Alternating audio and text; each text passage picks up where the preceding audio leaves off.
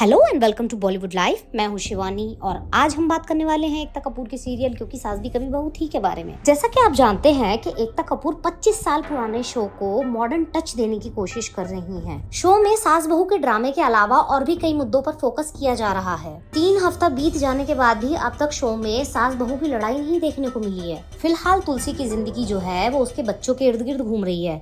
तुलसी के पास समय ही नहीं है कि वो अपनी सास के बारे में सोच सके। अब भाई ये तो हर कोई जानता है कि एक अच्छी बहू और एक अच्छी सास बनकर टीवी सीरियल्स की रेटिंग नहीं बटोरी जा सकती। शायद यही वजह है जो तीसरा हफ्ता आते आते इस शो की हालत पतली हो गई है।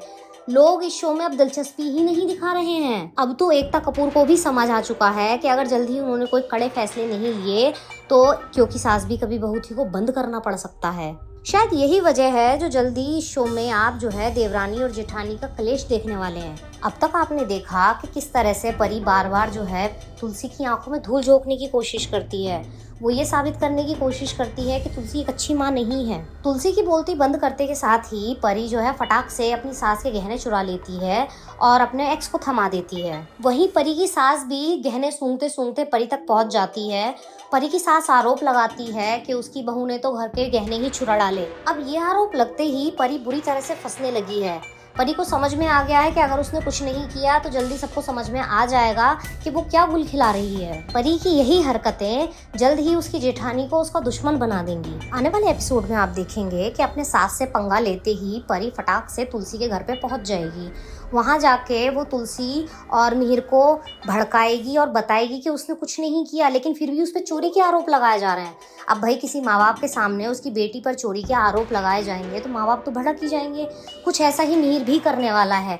आते के साथ ही मिहिर जो है वो सबसे पहले परी के सास ससुर की क्लास लगाने वाला है। वो ये तक बोल देगा कि भाई अगर आपको मेरी बेटी नहीं रखी जा रही है तो मैं ये शादी तोड़ देता हूँ। शादी टूटने की खबर सुनते ही परी की जो सास है वो घबरा जाएगी और वो अपनी बोलती बंद कर लेगी। ऐसे में परी को लगेगा कि उसकी चोरी नहीं पकड़ी जाएगी और किसी को कुछ नहीं पता चलेगा कि चोरी आखिर की किसने है। लेकिन परी ये नहीं समझ रही है कि घर में और भी बहुत सारे लोग हैं जिनकी निगाह उस पर बनी हुई है। जल्द ही परी की ये गलती उस पर बहुत भारी पड़ने वाली है।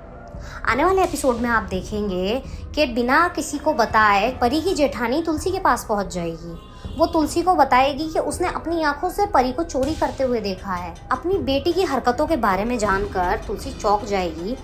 तुलसी फैसला करेगी कि वो हर हालत में जो है सच का पता लगा के रहेगी। ऐसे में कहना गलत नहीं होगा कि एक छोटा सा बयान देके परी की जेठानी ने परी को अपना दुश्मन बना लिया है। आने वाले समय में परी और उसकी जेठानी के बीच जबरदस्त क्लैश देखने को मिलेगा, क्योंकि कभी ना कभी तो परी को ये बात पता चलेगी ही कि तुलसी को ये राज आखिर बताया किसने था। ऐसे में ये देखना दिलचस्प होगा कि देवरानी जेठानी की इस लड़ाई में तुलसी के परिवार का क्या हाल होगा। बॉलीवुड और टीवी की ऐसे ही खबरें जानने के लिए देखते रहिए बॉलीवुड लाइव।